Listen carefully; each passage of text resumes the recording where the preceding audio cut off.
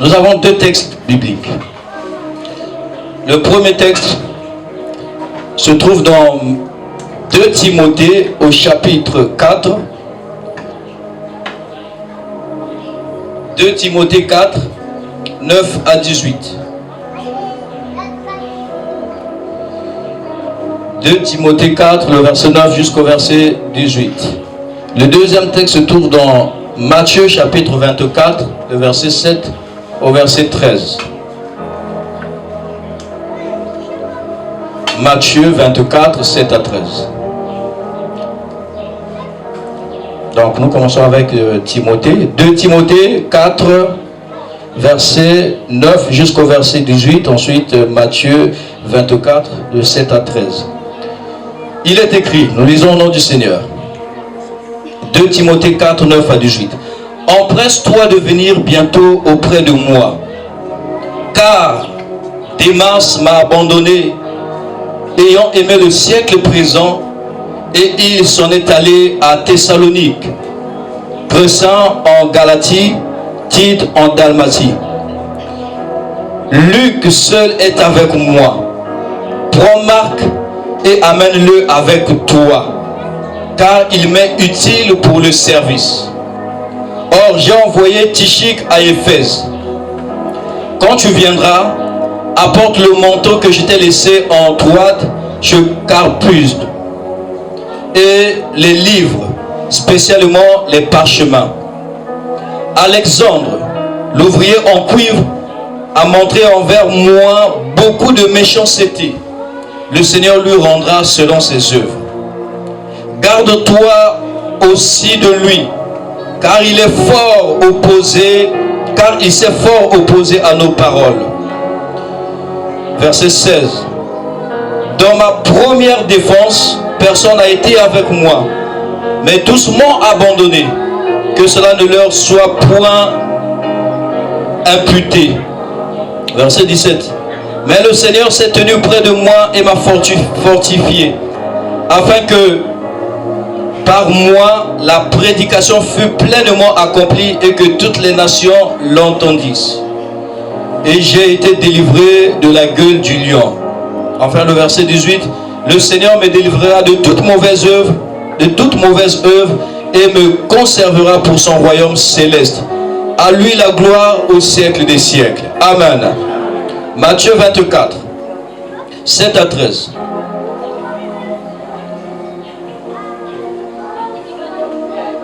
Matthieu chapitre 24, le verset 7 jusqu'au verset 13. Car nation se lèvera contre nation et royaume contre royaume, et il y aura des famines et des pestes et des tremblements de terre en divers lieux. Mais toutes ces choses sont un commencement de douleur. Alors ils vous livreront pour être affligés et ils vous feront mourir. Et vous serez haïs de toutes les nations à cause de mon nom. Vous serez haïs de toutes les nations à cause de mon nom. Soulignez cette phrase. Et alors plusieurs seront scandalisés et se livreront l'un l'autre et se haïront l'un l'autre.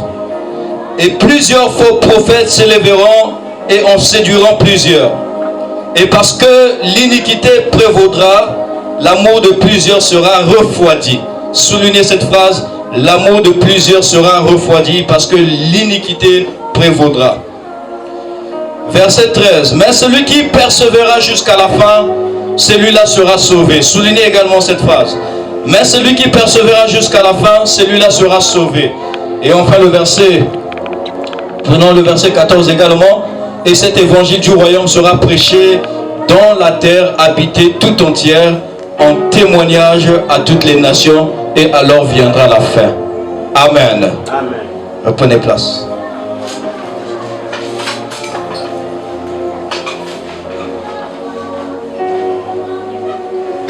Parmi les 3 phrases que je vous ai demandé de souligner, l'une d'entre elles est le terme de notre message de ce matin.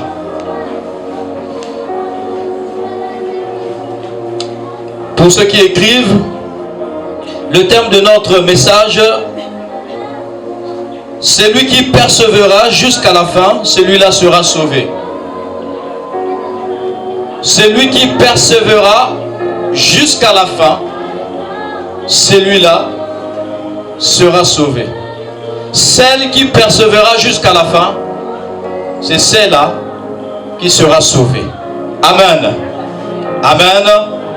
Voilà, ne soyez pas tristes. Ne soyez pas tristes. La parole de Dieu, lorsque Dieu nous envoyait le Seigneur, notre Père nous envoyait Jésus-Christ, son Fils, premièrement, c'est pour venir sauver les personnes. Il dit, je suis venu sauver, je suis venu chercher ceux qui sont perdus, ceux qui sont égarés et perdus. Jésus n'était pas venu seulement sauver, chercher, mais également sauver. C'est-à-dire, il cherche celui qui est égaré, il cherche celui qui est perdu, il cherche celui qui est loin de lui, il cherche celui qui n'a pas encore fait la rencontre avec lui, il cherche quelqu'un qui n'a pas une expérience, une relation, une intimité avec lui. Jésus est venu retrouver cette personne. Jésus est venu retrouver ce frère, cette soeur. Et cette personne, c'est toi, c'est moi. Alléluia. Ensuite, il nous a sauvés. Il nous a sauvés. Lorsqu'il nous a cherchés, il nous a retrouvés. Parce que lorsqu'on cherche, on doit retrouver ce qu'on cherche. Jésus nous a cherchés, il est allé nous chercher là où nous étions. Jésus est allé te chercher là où tu étais. Je ne sais pas là où tu étais avant de rencontrer Jésus. Certainement, tu étais loin du Seigneur Jésus-Christ. Certainement, tes milieux préférés, c'était des bars, des VIP, des caves. Certainement, tes milieux préférés, c'était je ne sais pas quel milieu, mais toi-même, tu le sais. Mais Jésus est venu te chercher dans cet endroit, là où il n'y avait pas la lumière, et il est venu te prendre dans le ténèbre pour t'emmener dans son admirable lumière. Alléluia. Jésus est venu te chercher dans un monde où tu étais totalement perdu. Jésus est venu te chercher dans un monde où tu ne connaissais même pas le bien. Tu ne vivais que dans le mal et tu ne faisais que le mal. Jésus est venu te chercher dans la boue. Tu étais là, dans la boue. Il t'a lavé, il a changé ton histoire, il a restauré ta vie, il t'a donné une nouvelle créature. Et aujourd'hui, il dit, si tu persévères, tu seras sauvé. Alléluia.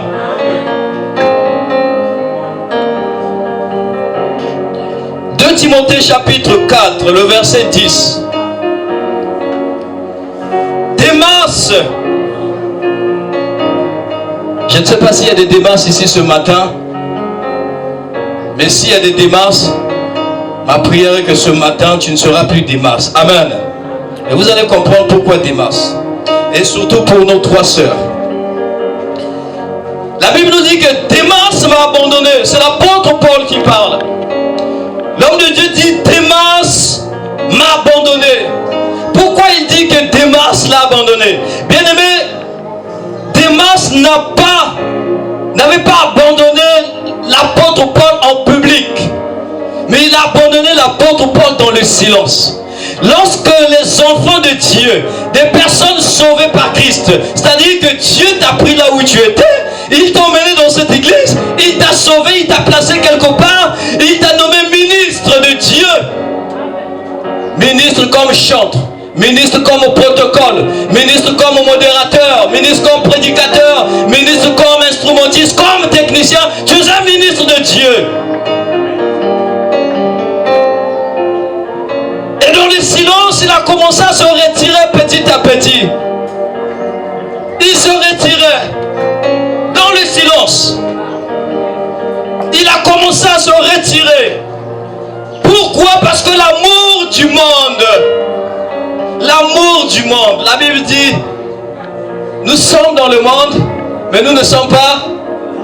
Non, répondez. Nous sommes dans le monde, mais nous ne sommes pas du monde. Bien sûr. Je suis à Timbama, mais je ne suis pas de Timbama parce que je vis à Tiétié. Vous avez compris? C'est ça. Nous sommes dans le monde, mais nous ne sommes pas du monde. Parce que dans ce monde, nous sommes des pèlerins.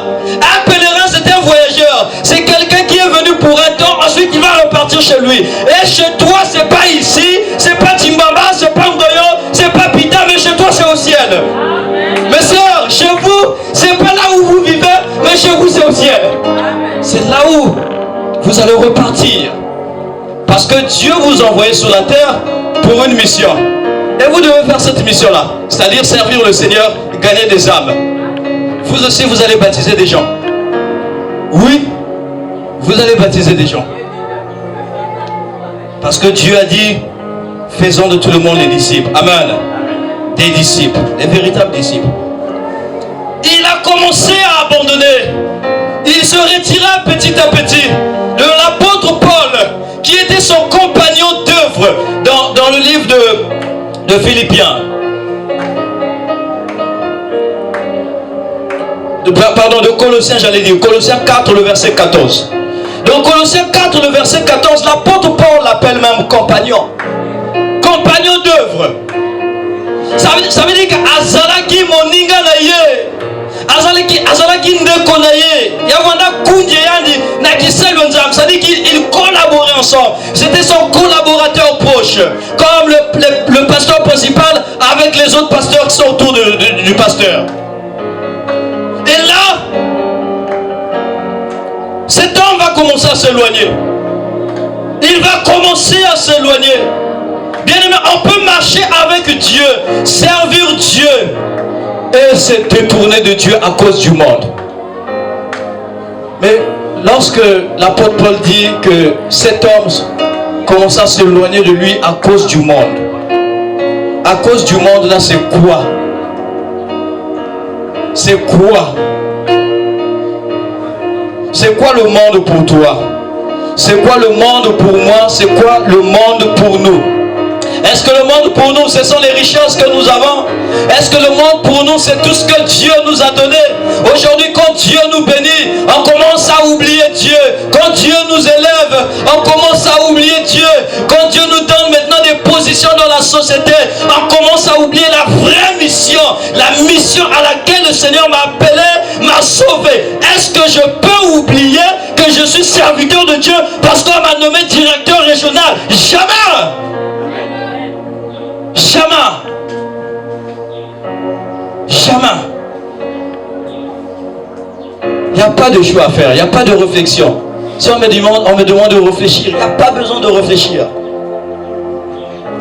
Parce que je sais là où Jésus m'a pris et je ne peux pas l'abandonner. Je ne peux pas l'abandonner parce que j'ai maintenant 500 000, j'ai maintenant 1 million, j'ai maintenant 3 millions. Je ne peux pas l'abandonner pour ça. Pas du tout. Pas du tout. Lui qui était collaborateur de Paul, compagnon de ministère, il prêchait avec l'apôtre Paul, il voyageait, il servait comme toi aujourd'hui ce matin. Tu prêchais certainement, tu chantes, tu chantais, tu servais Dieu. Autrefois tu étais zélé. Je ne sais pas ce que tu faisais pour le Seigneur dans la maison de Dieu. Aujourd'hui vous êtes là, il y a encore ce zèle là en vous, mes trois sœurs. Après 2 mois, est-ce que vous aurez toujours le même zèle? Ou bien vous allez commencer à s'éloigner petit à petit du Seigneur. Et quand on va vous appeler au téléphone, ah, église avait non, vous pouvez me téter. Vous pouvez me téter. Vous pouvez me téter. Il y a des gens qui ont abandonné le Seigneur parce qu'ils ont eu des problèmes. Tu ne peux pas abandonner Dieu parce que tu as des problèmes. Mais si tu abandonnes Dieu parce que tu as des problèmes, tu vas rencontrer des véritables, des vrais et des grands problèmes loin de Dieu. C'est pourquoi je t'invite, je t'encourage mon frère, ma soeur, à venir, à se rapprocher de Dieu même quand tu as des problèmes. Parce que nous avons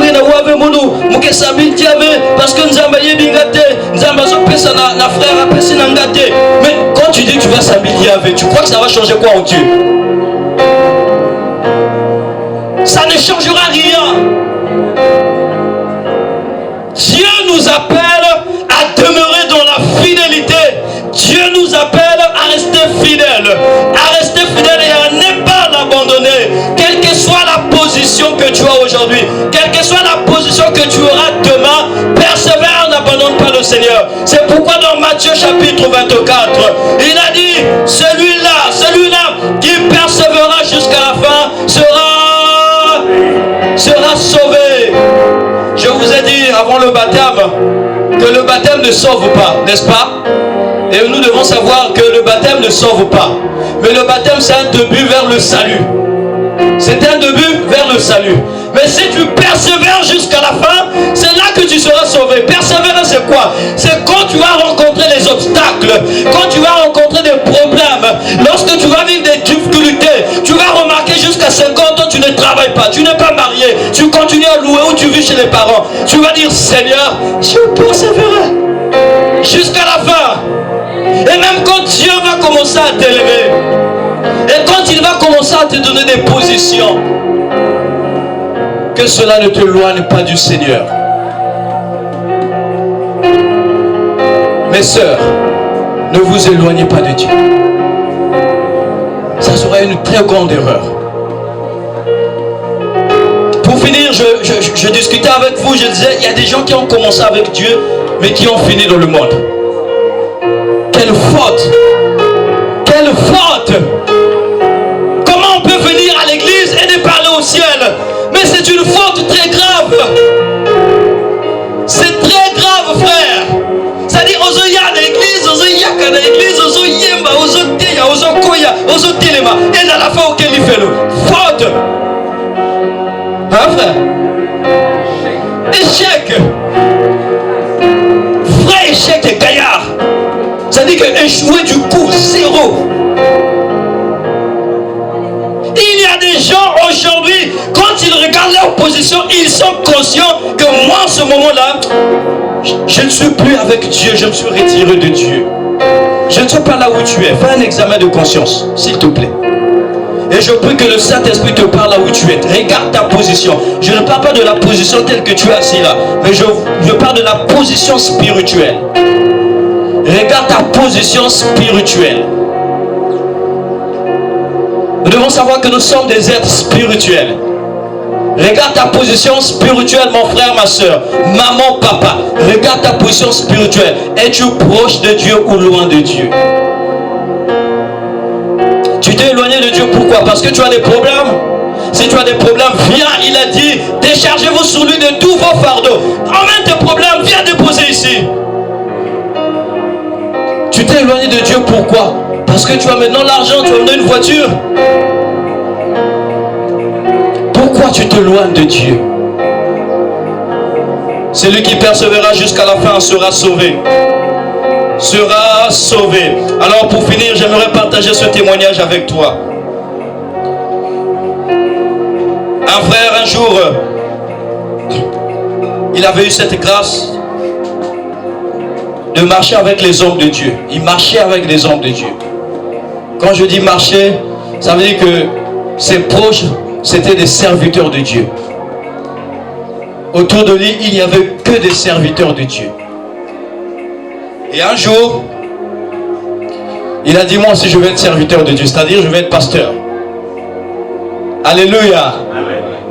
Il a dit, moi aussi je vais être pasteur. Est-ce que c'était par envie ou par vocation ou parce qu'il marchait avec les hommes de Dieu? Il dit, moi aussi je vais être pasteur. Il a fait ce qu'il fallait faire, il est devenu pasteur. Pasteur, amen. Il est devenu pasteur, on l'appelle maintenant pasteur. Oh pasteur, oh papa, papa, pasteur. On aime ça, on est gloire là, pasteur. Et un jour, l'homme de Dieu s'est retrouvé face à une situation compliquée. Très compliquée. Très compliquée. Il se rappelait qu'il y avait un prophète quelque part qui faisait des miracles, qui faisait tomber les gens. Il a dit, je vais aller voir ce prophète. Il dit, prophète, je suis pasteur, j'ai des problèmes. Mais comme je te vois à la télé, tu fais des miracles, tu fais tomber les gens avec ta veste et tout. Donc je suis venu te voir. Le prophète a dit, c'est un petit problème. Tu fais tel sacrifice, tel sacrifice, tel sacrifice, tu auras la solution à tes problèmes. Et voilà, ce pasteur va accepter de faire des sacrifices. Et quand il retourne dans son église, il était devenu super puissant, super fort. Il prêchait avec autorité, il faisait des miracles, c'était extraordinaire. Heureusement